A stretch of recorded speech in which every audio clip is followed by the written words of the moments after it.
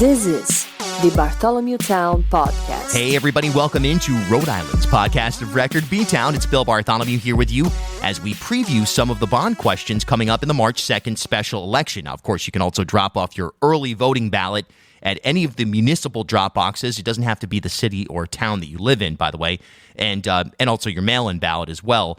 And look, there are several questions on the ballot that are investments in Rhode Island infrastructure. So today we're going to hear from some ambassadors from those areas who are going to kind of lay out their vision of why these are such important investments to make. And hopefully you'll learn something about these particular questions and the specifics surrounding them if you are planning to vote in this upcoming special election, which, I get it. It's awkward. Here we are, special election in March. It's all related to the pandemic and so on. There's a lot of minutia to get into, but if you're not aware, once again, there is an election in Rhode Island on March 2nd, and it's not too late to get involved. So that's coming up today. Of course, you may always follow me on Twitter at Bill Bartholomew and Instagram at Bartholomew Town. And go ahead and join that Bartholomew Town Podcast Facebook group for a daily discussion of all things Rhode Island. Also catch me Wednesday nights at 7 p.m. on Rhode Island PBS for Rhode Island PBS Weekly.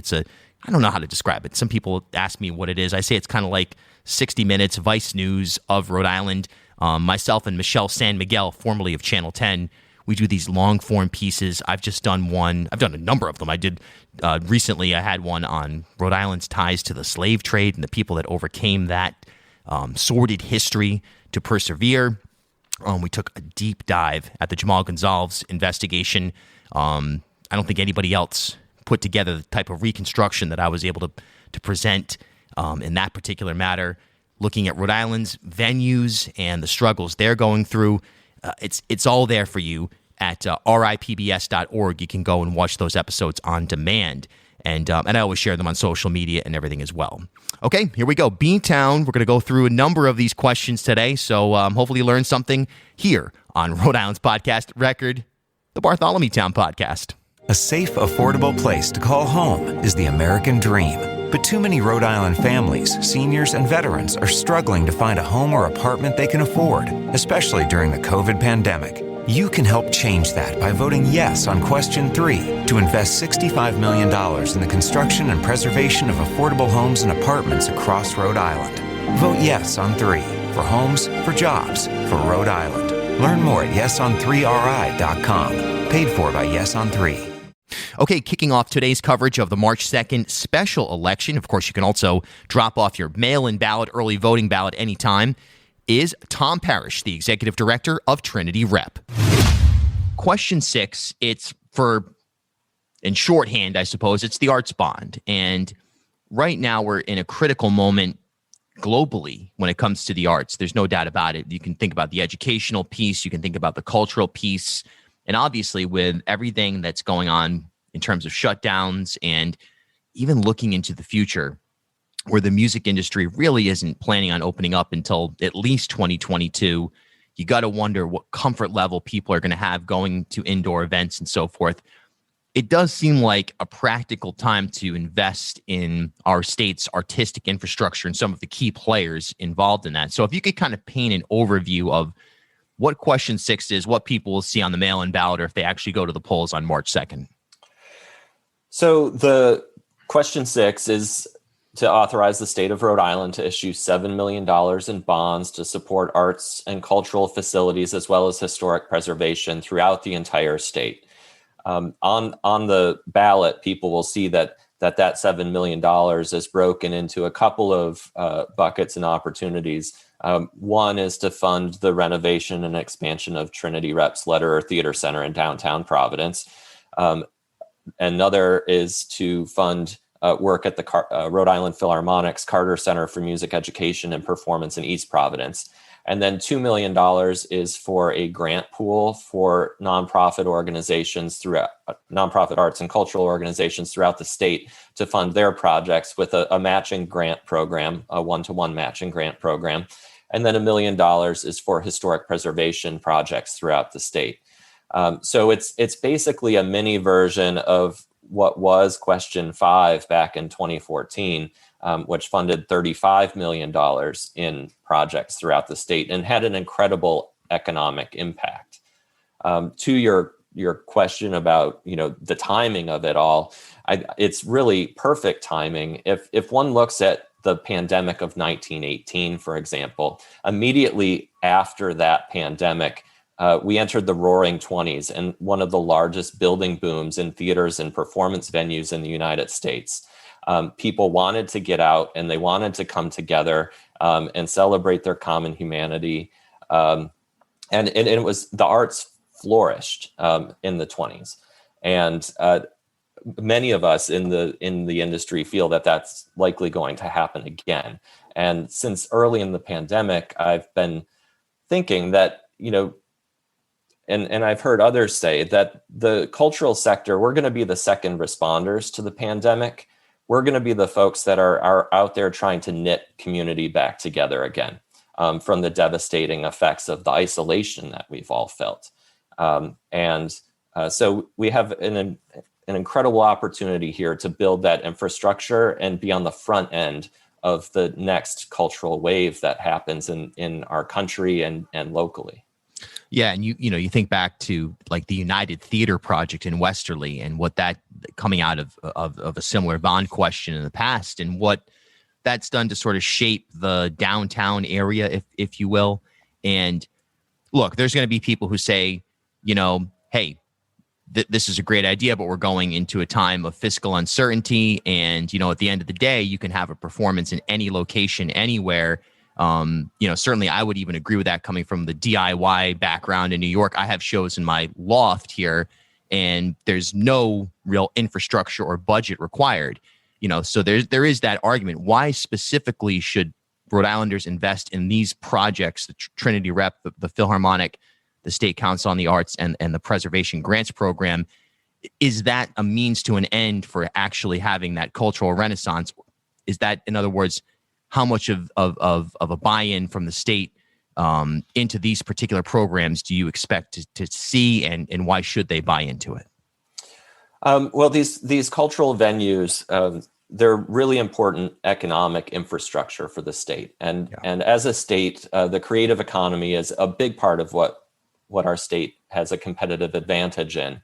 And it supports a number of other sectors: hospitality and restaurants, culinary, tourism. So and if there was ever any doubt as the economic impact of cultural venues, it's manifested now because you see how the restaurants struggle without Trinity and PPAC and the Philharmonic and all and the Dunk and all of these venues operating, and you see that struggle. And so, in order to rebuild our city centers, to create compelling reasons for people to want to stay and live in Rhode Island, that quality of life element is really important. And particularly now, as people are working remotely, and people can choose to live anywhere. And we want, as a state, to create a place where people want to live there. They want to be a part of the community. And so those central gathering places where people can come together around great cultural activities become even more important and for enticing people to live in Rhode Island. Yeah, I mean, even the parking spots, and I mean, there was a study a few years ago on the impact, tertiary impact of a cultural event making its way through parking lots and street vendors or whatever it may be, and it's even more than just the restaurant industry that's supported by the entertainment aspect of things. It's really the intangibles as well, because why would someone want to live in a place that has no heart and soul and no cultural activity going on in a meaningful way? Absolutely. And the last bond showed, that was a $35 million bond, and it leveraged almost $90 million in investment in the state and supported 1,500 new jobs. And just Trinity Rep and the Philharmonic on our own, we support $34 million in direct and indirect economic spending and 900 jobs between the two of our organizations. We're among the two largest employers in the cultural sector in the state. And so you really see that economic multiplier. I remember a study once that showed, after transportation investments, that cultural infrastructure investments are one of the fastest ways to boost an economy. What's in store for Trinity coming up in even in 2021, but certainly into 2022? And do you imagine that the virtual performance thing is going to continue? For me, I see when I see someone playing an acoustic guitar on Facebook or anything like that, I mean, it's an immediate scroll by. I don't care how famous you are. I think everybody is getting pretty sick of the virtual performance. But I suppose if you had an infrastructure that was appropriate, you could deliver both in person and virtual from a credible facility. Yeah, that's our plan going forward at Trinity. We learned a lot. We've learned a lot through the whole pandemic about digital content production. And we had our production of A Christmas Carol, which we offered free. And we ended up with 200,000 registered viewers in all 50 states and 37 countries on 6 continents all around the world. And so we now have a global audience that's attuned to what's happening at Trinity. And what was great about that, too, is 140,000 of those folks were school kids who were receiving arts content. And we know all of the pressure that has been put on school districts in arts content and for music and theater classes. So if there's a low cost way for us to provide those services for students, that's a great way to use the digital technology. And so we're looking into the future about how we can produce both our in-person performances, because as you said, people really want that. But also, how can we supplement that with digital content that either enriches the experience or provides access to people who otherwise couldn't attend in person because of geography or personal resources? Yeah, I always knew Joe Wilson Jr. was world famous, but now he can authenticate that with those numbers you just spouted off there. It's impressive. It was pretty remarkable. It was quite the experience to produce that. And we have digital content running this spring now. We have 2 series, 5-part series that we're running. One is America 2, which Joe Wilson is a part of, which is about building community conversation around the reckoning and resilience that we've all experienced over the past 12 months. And then the second is the Writer's Room, which is a glimpse into our new play development process at Trinity. Oh, cool. We're commissioning writers and we're workshopping plays. We're really trying to utilize this downtime, this forced downtime, to do planning and preparation so that we can come back stronger and better than before. And thanks to the last bond, we made HVAC improvements to the building that will facilitate, that health and safety element that we're also concerned about with COVID. Yeah, that right there is like almost the one-liner that should be able to answer sort of that devil's advocate question I asked earlier, where anyone's complaining about the investment in the infrastructure, because boom, I mean, now you're able to satisfy that HVAC requirement that's going to be so important, and you're ahead of the game.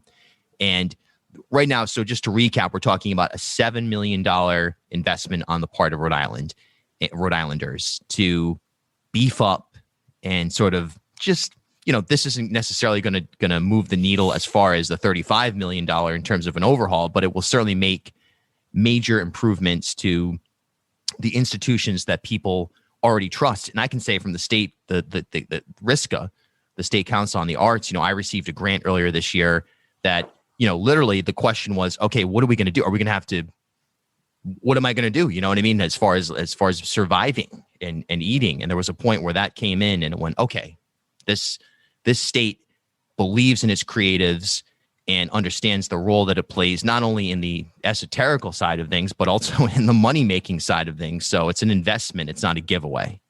Correct. And it's an investment all across the state. We saw in the last bond that, it served 350 companies from 38 cities and towns in the state. And the investment benefited 1.7 million people.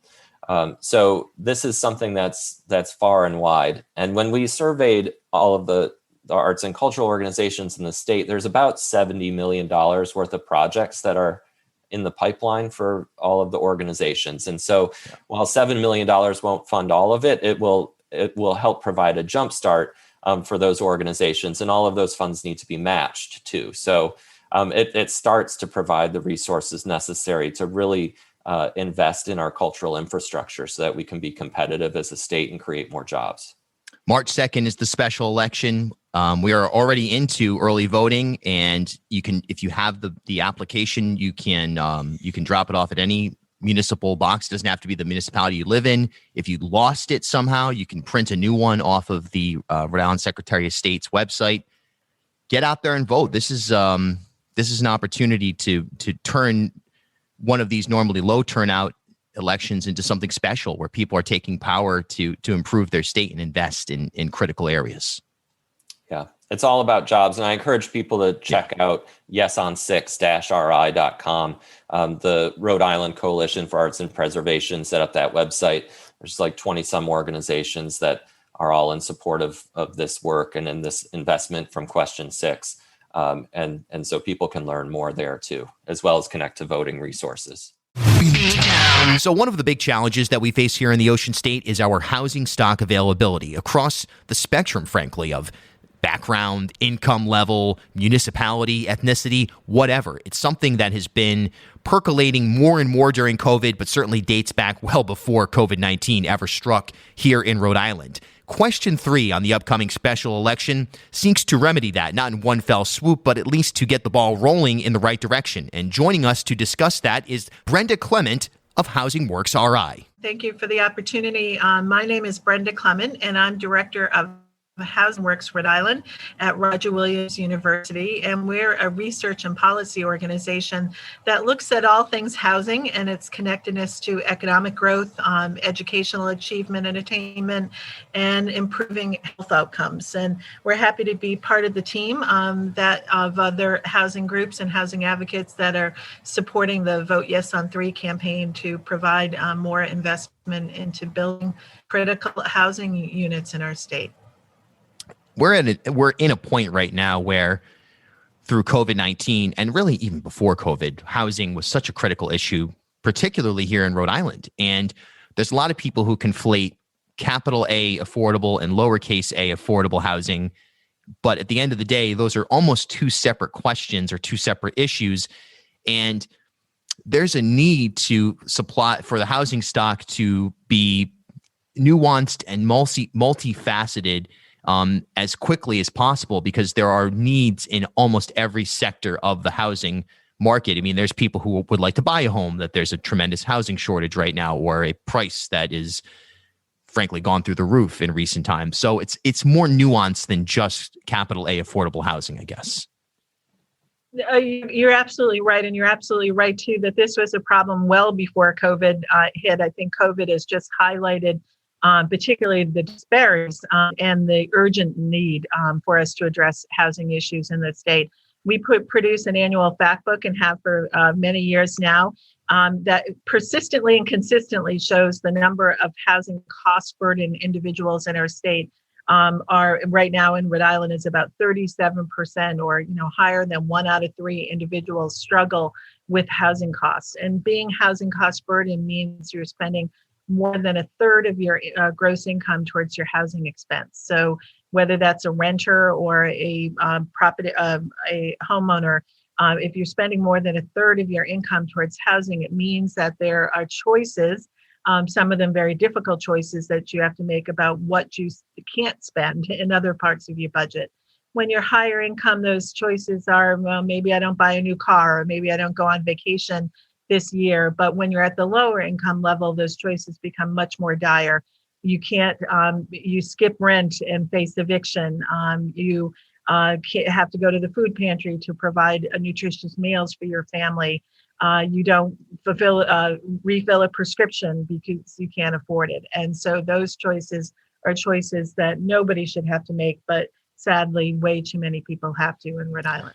Yeah, and we have the eviction moratoriums and so forth that are, or I guess eviction moratoria. I'm not sure. I'm not a Latin scholar here, but but the reality is that this has been an enormously stressful period on top of everything else for so many folks, that there is just such a significant gap between, if you're in that bottom threshold, that amount of housing expenditure that exceeds 1/3 becomes more and more anxiety inducing and potentially more and more debilitating the lower your overall income is. Yeah, I totally agree. And as I said, this has been a problem for a long time, particularly for that. In fact, for lowest income renters in our state, they are 81% of lowest income renters are cost burdened, meaning they're spending more than a third of their income, and many of them are severely cost burdened and spending more than half of their income towards housing.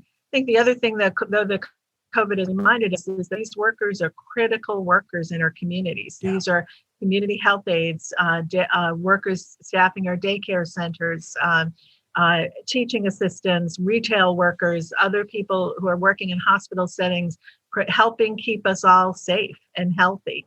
And yet those workers are the workers most in dire need. There's a need across all income levels. We have simply just not been producing enough housing, but as you point out, it is definitely more difficult and more stress inducing at that local level. And that number grows. Almost 250% increase in the number of unemployed Rhode Islanders during the pandemic. So more and more people are facing these uncertainties, as many lower wage workers have for a long time. And we've used that term heroes, and these people are, they should be celebrated, and we're going to make commercials, and corporations will profit off of this notion. But at the end of the day, a lot of these people are left without the basic needs that they should be given as a human, never mind as someone who's been elevated to that hero status, which they deserve 100%. That is something that I think a lot of people need to think about when they are participating in this special election. Yep. Even before the pandemic, there was not one of Rhode Island 39 cities or towns that the median renter income of $34,000 could afford a place to rent. Not one.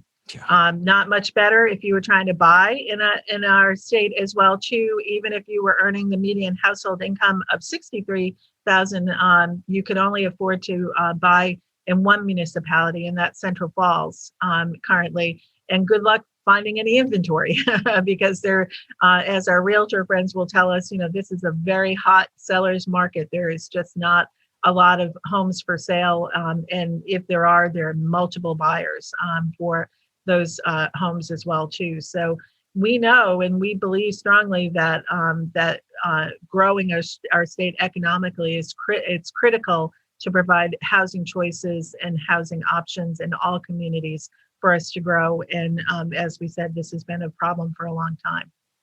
What about for the folks out there that are saying, hey, look, I want to take a fiscally conservative approach to this special election, either not participate at all or through a vote and vote no on question 3, thinking, hey, we're in a pandemic, we're going to have revenue shortfalls, we can't afford to make investments right now. What's your message to them? Oh, my message is that on housing, at least, and many of the other bonds on the ballot, is that we can't afford not to at this point. People who end up in our shelter system and end up in needing other services because of their lack of safe, stable housing, end up costing us more money as local property taxpayers and local taxpayers as well too. If you're an older person and have plans or want to be able to age in place and age in your community, you are going to need many of these workers that we've talked about that are providing critical services for you to be able to stay in your home as well too, to provide those supports that you need to be able to do that. So these are projects that provide construction jobs in the short term and longer term jobs to help manage the properties and keep up the properties. These also restore properties and buildings to local tax rolls that benefit and help us all as well too. So I think there's a lot more reasons to say yes than there are no. These are properties and monies that will have long-lasting impact and provide housing for families and individuals for years. To me, that's a good investment. Yeah, I would totally agree. I do totally agree, and I think that it'll be interesting to watch how this plays out. I get the sense that there'll be some nuanced voting here. I've heard from, in fact, on this episode, we're going to hear from someone that is opposed to question 4 because they don't want to see an expansion of roadways, and there's a climate change angle to that, and that there's people who are saying, well, wait a minute, why are we giving more money to the ports? They've already got a business that's functional. But with question 3, it's kind of hard to ignore this. It seems like, how can you turn your back on the community in this manner? Well, thank you. And, obviously you're preaching to the choir on that one. Yeah. I certainly agree on that front. I will point out that voters have approved past housing bonds as well, too, and the past, and we're extremely supportive of that. But I would also point out that we are woefully behind compared to other New England states in our per capita investment on housing. In fact, we're dead last in New England among all of our other colleagues in terms of the investment. And so to me, this is just more catching up that we need to do in order to remain competitive throughout the region and provide housing for all workers across all income levels as well, too. So I understand that it's a large amount of money. It is a large amount of money, but it's money that comes back and is leveraged many times over for further investment. I also do think that it also is only a down payment on what we need to invest in housing in order to get production levels up to the levels that we need to be able to grow economically as a state. And so we hope that the legislature continues to move forward on a dedicated funding stream and other housing supports so that we can substantially increase production. We are only producing hundreds of units for housing when we need to be producing thousands. Yeah, and as you mentioned, this is a statewide issue. It's from Pasco to Perryville. It's there's no real. And a lot of people will hear something like this and they'll say, "Oh, this is an urban core issue," or "This is for some reason they'll try to maneuver it into a different conversation." But in reality, it's a 39 cities and towns issue. I agree. There are low-wage workers in every community. There are seniors in every community. There are individuals who are disabled that may need affordable housing as well, too. So our goal and our vision at Housing Works is to encourage all communities to embrace a variety of housing choices so that everybody, regardless of income or race and ethnicity, have access and live in healthy and quality homes. Okay, continuing our look at the upcoming special election, we go to question 5, the early child care question. Hi, my name is Khadija Lewis Khan. I'm the Executive Director of Beautiful Beginnings Child Care Center in Providence, Rhode Island. We have 140 kids at our center from infancy through pre-K. And question 5 is essential for the child care industry. We need funding for facilities. Facilities a lot of times are kind of left out of the equation, and due to child care's kind of funding formula and structure, a lot of times centers are not able to make the repairs necessary to make sure their facility is safe and ready for the kids in their care. So question 5 is going to be an unbelievable opportunity for centers to make sure that we're providing the best for our youngest learners. Sure. And good morning. My name is Jay O'Grady. I work with the Local Initiatives Support Corporation here in Providence, otherwise known as LISC. LISC has, for the last 20 or so years, managed the Rhode Island Early Learning or Child Care and Early Learning Facilities Fund, through which we provide technical assistance to early learning centers that are either looking to expand their facilities, perhaps make improvements to health and safety concerns within their existing footprints, or working with new operators to build entirely new facilities. Again, we've been providing technical assistance, but what we've come to learn pretty clearly is that there is a real shortage of capital to actually fund either the build out of new facilities or even repairs of existing facilities. And so you can provide all the technical assistance support that you can, but unless you have capital to actually do the work, you're often you're talking more than you're building. So we see question 5 as a way of bridging a real gap in the capital stack of these type of projects. Yeah, and LISC has been, I remember it was maybe a couple of months ago now, maybe back in the fall, where I attended an opening or an announcement, if you will, of a series of grants here in Providence to various early learning childcare facilities. And look, this is something that Mayor Alorza, and I think it's becoming a more and more, for lack of a better term, mainstream conversation, universal pre-K, and just understanding, particularly with the dynamics of the pandemic, how important that is. But if you don't have the facilities, I guess you can explore Elmwood Avenue, or if you're in South County, you can go to the beach for a day or two. But let's get real. You need to have the infrastructure in place. And we've heard from a lot of people who have said, hey, look, we're in a pandemic. We shouldn't be making any investments right now. We're having revenue shortfalls. So I guess each of you, what's your answer to anyone out there who's skeptical, who's taking a fiscally conservative perspective to this special election, on why this particular question is worthy of a pass? I would say now more than ever with COVID, childcare centers need the money to upgrade their facilities. So I'll give you some examples at our center of what we needed to do to make sure that during this pandemic, we're providing the safe environment. We had several classrooms that did not have operable windows. So there wasn't really, they had storefront type windows. So fresh air circulation was an issue. And during this pandemic, that's something we needed to change. Now parents can't come into the center. So they're dropping their kids off outside, and we're taking them and bringing them into the center. So needing to put on an awning to have a covered area where people can bring their babies safely to drop them at the center. But in addition, other things like the Providence grant, we were able to take advantage of that to replace our roof, which is over 30 years old. It's lucky that the city gave that opportunity for childcare facilities.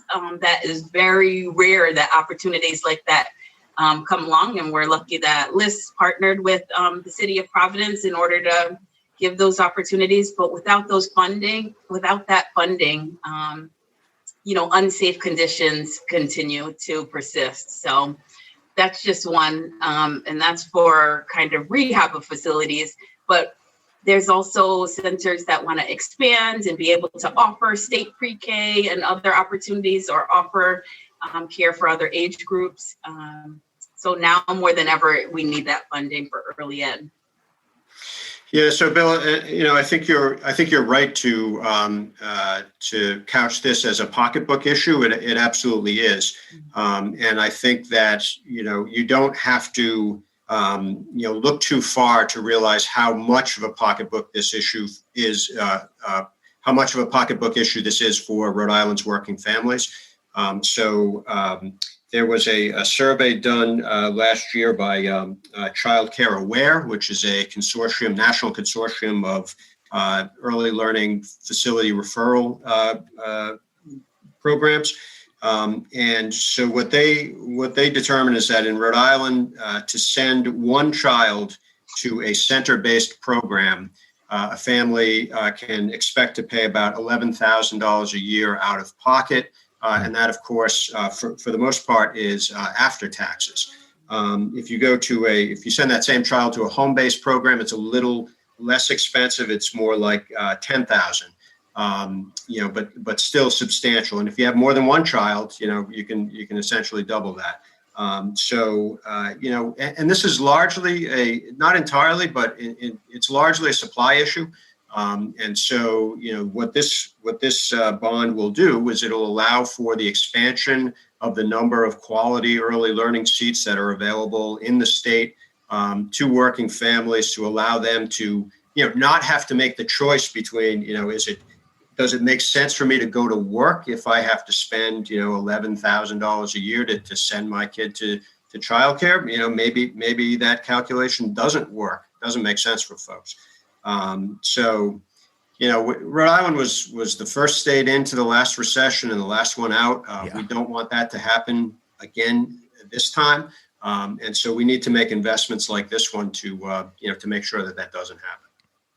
Question 5, for lack of a better term, it's the childcare, the early learning bond question, and the special election, March 2nd. Of course, you can pop your mail-in ballot in one of the municipal boxes right now. And, I think you're totally right. A lot of people perceive investment as purely expenditure, But the obvious reaction that you just provided is that if we're going to move forward, we're going to have to, move forward in our infrastructure and in the opportunities we're providing all of our community.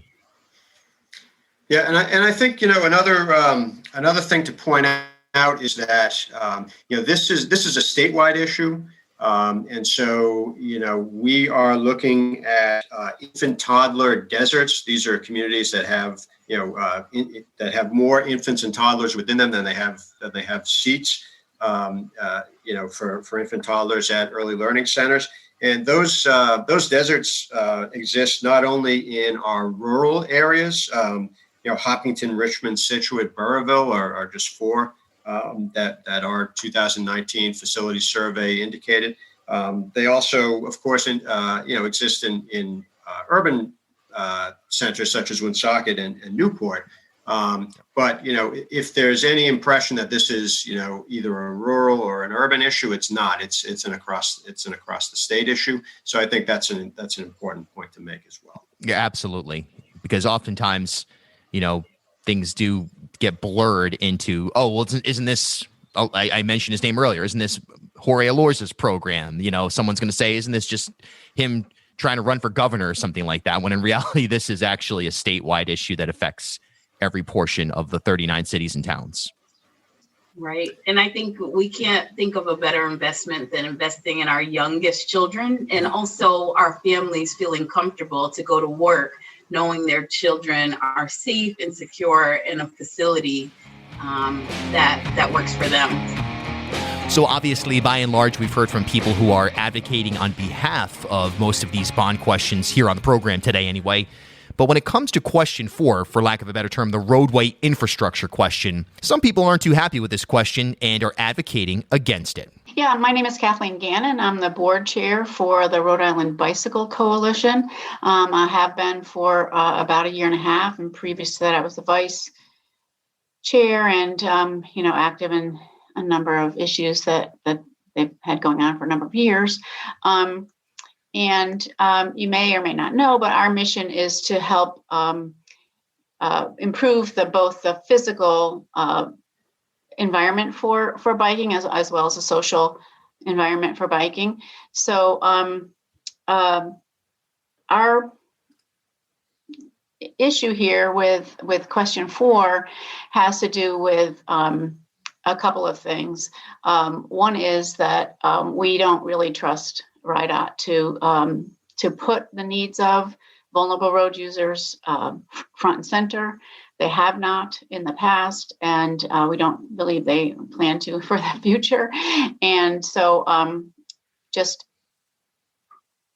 borrowing more money, $72 million more for transportation issues that will continue to put bicyclists, pedestrians, transit users kind of at the back of the line, we think is wrong. Yeah, and it's interesting here in Rhode Island because, we're a state that the opportunity for, let's start with the public transit piece. It's there, and it's somewhat shocking that we haven't been able to get to a point where public transit is more widely used either in a hyper-local sense, like, here I'm in Elmwood right now. If I wanted to go over and get a falafel on College Hill, if I could just ride the bus or something like that and recheck email, that's possible, but you're obviously better off driving or biking. But then from a bike lane perspective, there are significant gaps in our infrastructure. And, the question for some people ask is, well, why not work on both at the same time, improve roads, let RIDOT do their thing with the roadways and expanding the interstate operations, and try to grow public transit and pedestrian activity and bike activity and so on and so forth. But you're basically laying out the argument that that's not possible, that they won't be able to move forward concurrently on these types of projects if the investment's made. No, I'm not saying it's not possible. I'm just saying they haven't shown any willingness to do that in the past, and therefore we don't trust them to do that in the future. I don't believe that expanding highways is a good idea under any circumstances, but of course we want the roads and bridges to be in a state of good repair. Nobody wants the bridges to fall down. Nobody wants potholes. They're more dangerous for a cyclist than for anybody. So our focus is that to put the money, spread the money around, make sure that everyone is included in all projects. So more than anything, it's a rewrite in the future, like for the bond question to be more equitable in terms of what transportation methods are valued. Is that what you see? If this were to not pass, you'd be willing to have some elements of this bond included in a future bond proposal if it was married with a program that was equitable to other forms of transit. Well, I'm definitely not an expert in borrowing, but there are people who will tell you that we're already over leveraged in this area, and that continuing to just pile on debt is not a good idea. The Garvey funds were very highly leveraged with the Garvey funds. Roadworks is, I believe, basically funded, and so that's not my specialty. Mm-hmm. But of course, with like most spending, it's not so much.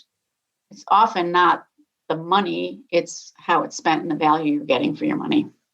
So your message is to folks out there who are looking at the equity, looking through the lens of equity at this special election, vote no on question 4 because it does not allow for forward thinking or even currently equitable thinking in terms of transit. That's part of it, yes. And that's tied into the idea that RIDOT does not have a very inclusive public process. They don't pay much attention to what the public has voted for, has said they wanted, or comes to meeting and talk about. They don't include those things in the eventual designs. In vital items that people have consistently asked for do not get included in the statewide transportation improvement plan, the STIP. So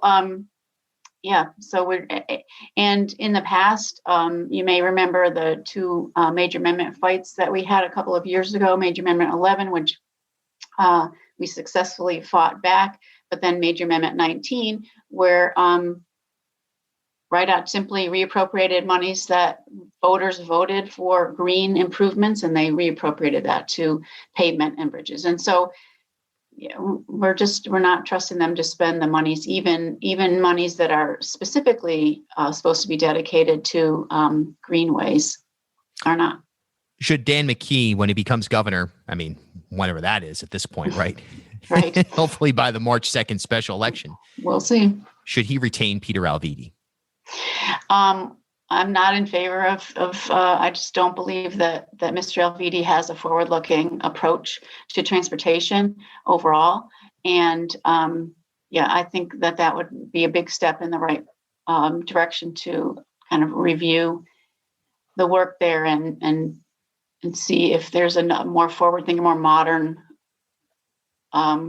way to approach transportation. Someone else would be better, I think. Yes. I just want to stick one more thing Please. In, if possible, 100%. And just some of the argument about funding this bond and other bonds, like it, other transportation bonds.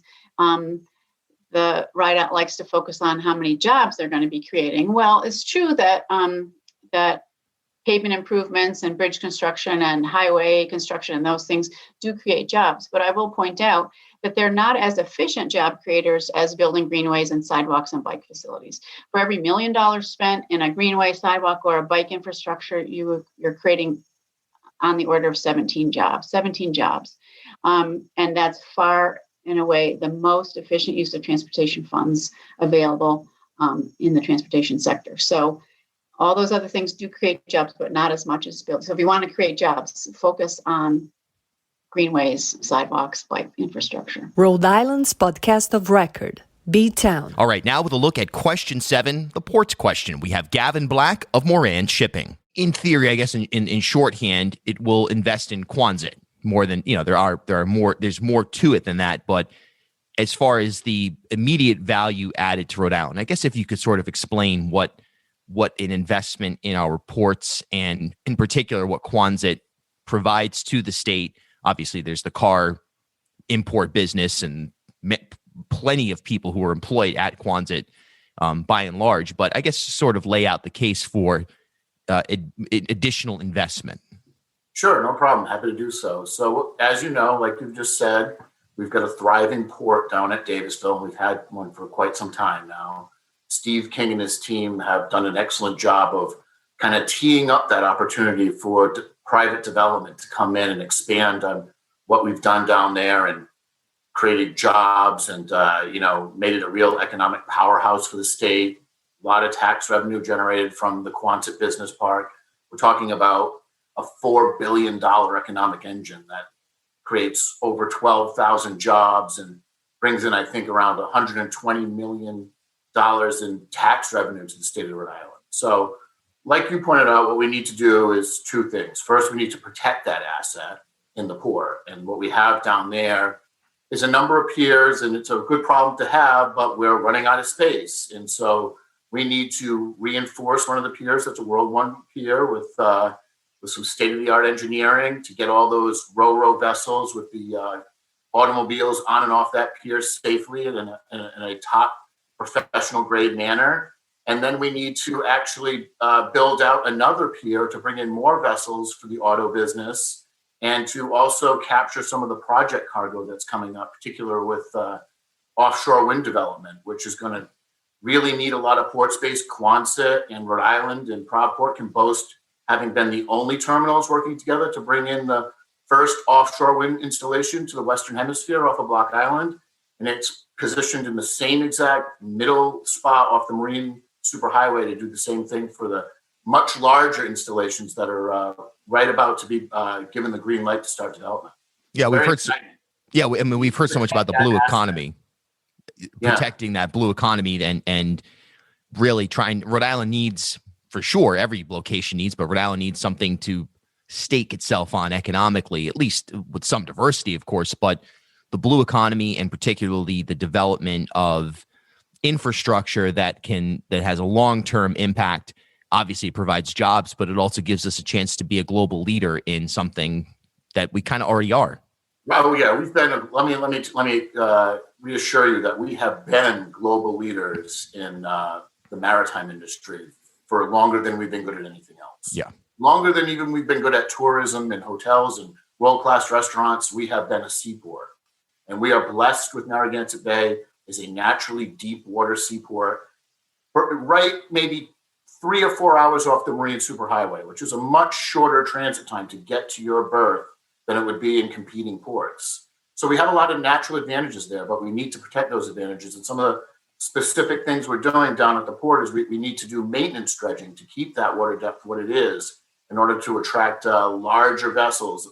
Vessels around the world, the commercial fleet is getting larger and larger due to the Panama Canal expansion and the economies of scale of shipping things on one vessel from point to point rather than 2 or 3. I guess with all of these questions, there's been some folks who have said, look, we're in a situation right now where we may have revenue shortfalls. We're coming out of the pandemic, hopefully coming out of the pandemic, but in a fiscally conservative mindset, some people have said, look, we shouldn't be investing in anything right now. We should be pinching our pennies to try to salvage what we can. Can you sort of give an answer to someone who has that perspective? Yeah, Rhode Island is definitely, we are sailing through some narrow straits right now. We really can't afford to make an error in course calculation. And I think that Moran, as a Rhode Island headquartered small business, is in that same situation. And what we talk about is sticking to the main thing and embracing our strengths. And I think that that's the kind of investment that's critical. We can't make a wrong decision on investment in Rhode Island right now. We need to support something that's a proven winner. And that's why question 7 is so important right now, because the Quonset model and our port down in Davisville, those are proven winners. Those are huge economic engines for the state that haven't been as adversely impacted by the pandemic as some of our other go-to tax drivers in the state, which we really can't rely on in the same way right now. So an investment in the port is a solid investment. It's investing in our maritime heritage, our maritime expertise, our capacity with the 2 deep water ports in the state. And for every public dollar invested, you're going to see that multiplied many times over in private investment down at the park and expanding the park's successful site readiness model to other industrial areas in the state so that they can, share in that success. Do you see a situation down the line where, I remember, I think it was Patricia Morgan when she ran for governor, she had this idea of we would have a Quonset North, we kind of have a Quonset South, but multiple sites around the state. Do you see an expansion of the port infrastructure beyond Davisville and beyond Provport anytime in the near future where literally, it's difficult to do outside of Narragansett Bay. I don't think you're going to be able to build a port in Westerly, but do you see that as an industry growing beyond the current infrastructure sometime in the next decade? Right now, I definitely do. I think that, like I mentioned before, one of the good problems we're having down at the port in Quonset is we're so busy with ro-ro vessels there almost every single day and autos on the pier and a world-class auto processor in NORAD getting more and more demand to do more and more kinds of vehicles, Porsches, high-end vehicles, because they do such a great job, that we're going to have to expand for sure. And then you add on top of that what I know is going on with offshore wind development. And I know any place that has any level of commercial depth, maybe over 12 feet of water from Cape Cod all the way to Bridgeport, Connecticut, is going to be needed for this offshore wind development, especially in New England, where there isn't one giant offshore wind location dedicated to the entire project. It'll be a bunch of different ports and terminals. Yeah, it's not Rotterdam here. It's going to be spread out in a really fascinating way. Good comparison for sure. We don't have that megaport, even really on the East Coast. The West Coast, we kind of do have that model, and you see the problems with it, with all the ships hanging out outside of Long Beach, waiting to come in with containers. You've got that. You've got San Francisco, and that's really it. And on the Eastern Seaboard, where the wind is very strong, some of the best wind in the world, as we know from just looking out the window today, we're going to have a lot of different ports involved, all the way up and down New England into New York and New Jersey. And Rhode Island's kind of sitting right in the middle of that. So we're going to get a lot of action based on that. All right. Thanks for tuning in to B-Town's coverage of the March 2nd special election here in Rhode Island. Make sure you join the Bartholomew Town Podcast Facebook group and follow me on Twitter and Instagram at Bill Bartholomew to stay up to date on a daily basis what's going on here in the Ocean State. And why not hit subscribe wherever you're listening right now? You'll get Rhode Island's podcast of record every Tuesday and Friday. Plus, go ahead and listen to the nearly 300 episodes of this podcast featuring interviews with Rhode Island politicians, media members, artists, business leaders, and covering the issues and opinion that you're looking for. Until next time, I'm Bill Bartholomew. At HealthSource RI for Employers, we provide access to health insurance to more than 1,100 local businesses and nonprofits, and 96% of them renew through us every year. Maybe it's our choice of 19 different health plans, our 10 years of customizing solutions, or our one local team of dedicated experts helping employers find quality health insurance. See how our numbers stack up for you. Learn more at healthsourceri.com/employers.